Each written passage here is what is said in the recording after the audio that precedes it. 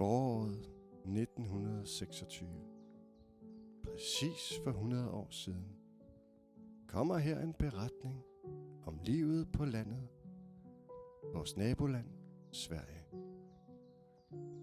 Skåne, som engang i tidernes morgen var dansk.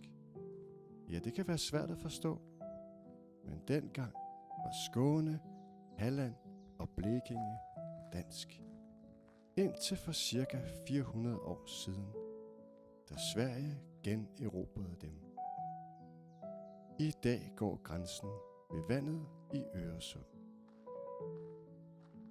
Hylta, som byen hedder, ligger i Midtskåne, dejligt placeret ved en lille flod med en skov, som omslutter byen. Den lille by består ikke af mange huse, men dem, der ligger der, soler sig stolt i genskæret fra den grusbelagte vej, der snor sig gennem byen. Yderst ude, ja før byskiltet, ligger en lille stikvej, der fører ud i skoven. Der ligger en bondegård. Gården er gammel og nedslidt, men det bekymrer Alfred sig ikke om, for der er nok at se til, når man skal tjene til dagens føde.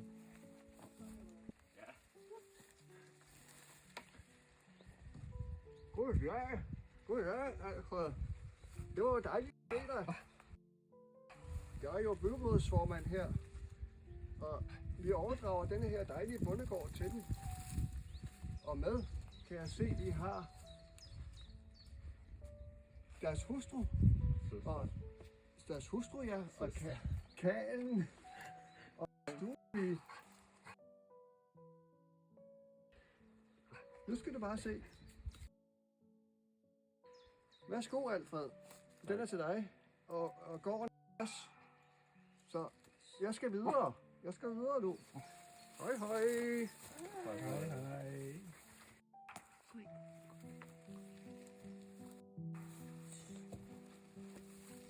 Alfred er en ung landmand med et udbredt synshandicap, som præger hans hverdag en del. Han har haft det svært som barn og opvokset hos en plejefamilie af ukendte grunde, som man jo kun kan gætte på. Sognet, eller kommunen som det også hedder, har altid prøvet at hjælpe de svage, og Alfred var ingen undtagelse. Da han fyldte 14 år, fik han denne bondegård, en hustru, en stuepige og en karl med fra sognet. Nu var det op til Alfred at bevise, at han kunne klare hverdagen selv. På nabogården bor Ingrid, en midaldrende kvinde, der passer lidt på Alfred. Ingrids mand var uheldig for en del år tilbage at omkomme i en soloulykke. Den gamle automobil havde passeret spidsen af en flintøkse, der lige stak op af grusvejen og havde flinset dækket op, så bilen var umulig at styre. Gud bevarer Sverige, var de ord, han nåede at sige, før bilen bankede ind i det store fyrretræ. Ingrids mand var ejer af Skånes største bilkirkegård. Så efter hans død, går hun nu og passer den. Og især hans gamle automobil, der har fået en af de bedste pladser på området. Præcis klokken 10 minutter over 11 går hun hver dag over til Alfred for at drage omsorg. Måske fordi hun aldrig selv fik en søn. Hun tager en termokande med skoldhed kakao med, som de kan nyde i den lille stue. Ingrid var uheldig på et tidspunkt i hendes liv at brænde tungen på alt for varm kakao, så hun har ingen fornemmelse af, når noget er for varmt. Alfred puster alt det, han kan på kakaoen, så han ikke også brænder tungen. Ingrid strikker uden tøven den skoldhede varme drink. Hun er følelsesløs på tungen.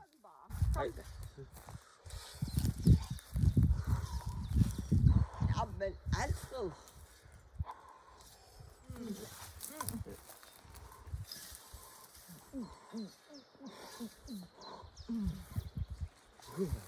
Den her over branden. Hvad? Nej, skal den her over varmen. Den stod en halv time. Det kan man godt se. Og hvor er din yndige kone, Hanne? Søster. Ja, det er godt at se, at de arbejder, de unge mennesker. Karlen har god.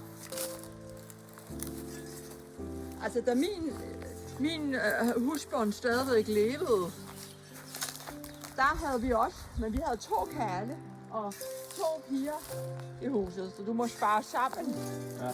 så du kan få ryddet noget af denne grund. Ja, ham sognmanden, han gav man jo for sidste uge. Nå, altså, jeg har ikke haft så meget tid. Men det er jeg glad for. Kan du have det godt, min dreng? Ja, i lige måde. Og min kop. Skal jeg tage koppen med? Angelina Persson, som stuepigen hedder, har en hund, som Alfred tror er en kalv. Men det er lidt synd for Alfred, men for ikke at sove ham mere, lader de ham være i tronen. Kalven er meget lille og løber forvirret omkring.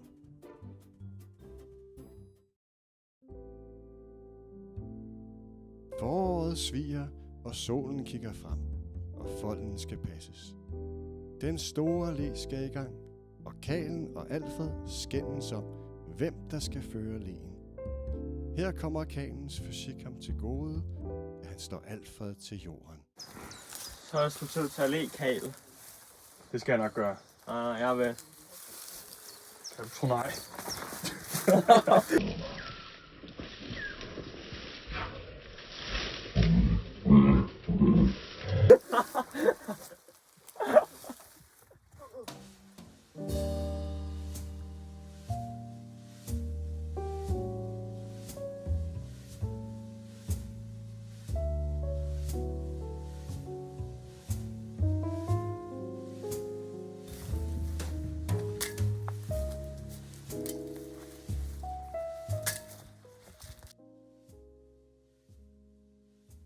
Ingeborg, som er bortviet til Alfred, lægger et svøb af urter på hans hoved, der hurtigt viser sig at hjælpe. Alfred kan godt lide sin kone, og vil, når han er frisk igen, og blodet er renset hans næse, gå ud til blomsterengen og plukke den fineste valmue, han kan finde til hende. Ingeborg har det svært med at kigge Alfred lige i øjnene, da hans handicap jo heller ikke gør det så nemt. Men tak for hun sagt, at han får givet hende den flotte valmue.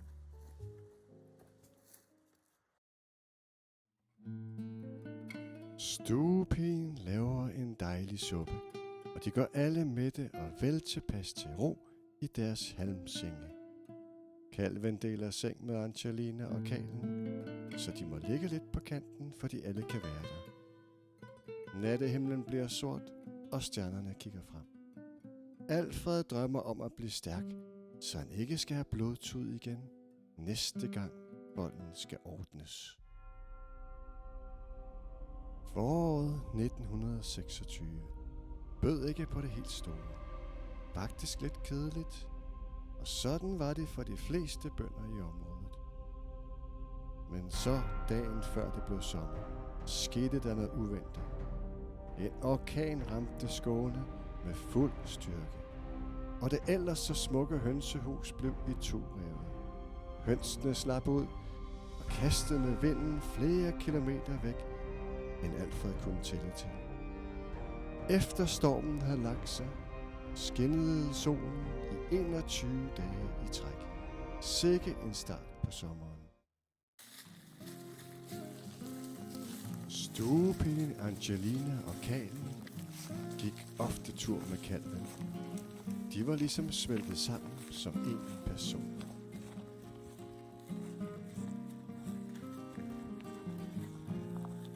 Alfreds hustru Ingeborg vaskede tøjet ved floden, når nu deres stuepige luftede kalven. Alfred elskede duften af nyvasket tøj. Det mindede han om frihed. Frihed til bare at være sig selv. Lave ingenting. Måske fiske lidt i floden og høre en ugle i det fjerne. Faktisk besluttede Alfred sig for at fiske den dag, Så slap han også for at få tæsk af karlen, der om morgenen havde sagt, Alfred, volden skal ordnes. Om en stor fisk, som huserer nede i floden. Ja, der var en stor fisk, der spiste 2 ænder sidste måned. Nej. Ja, det... Har du ikke prøvet at fange den? Nej, men jeg har faktisk tænkt mig, at jeg skal begynde at gøre det i morgen. Ja, det er en god idé, fordi jeg er bange for, når min lille hund den tager en badetur, og den så bliver spist af fisken. Det var da ikke så godt. Du er da en hund svømme. Ja, det kan alle hunde. Nede ved floden kastede han sin krog i vandet og bad til Ingrids gode sind om at forbid. De to havde mange gange talt om den store fisk nede i floden, som året før havde 2 ænder. Spændingen ville ingen ende tage, da fiskestangen, som ud af det blå, stod som en spændt fedtspue og vibrerede. Alfred kunne ikke klare mere og løb hjem til gården. Den dag fik de også suppe.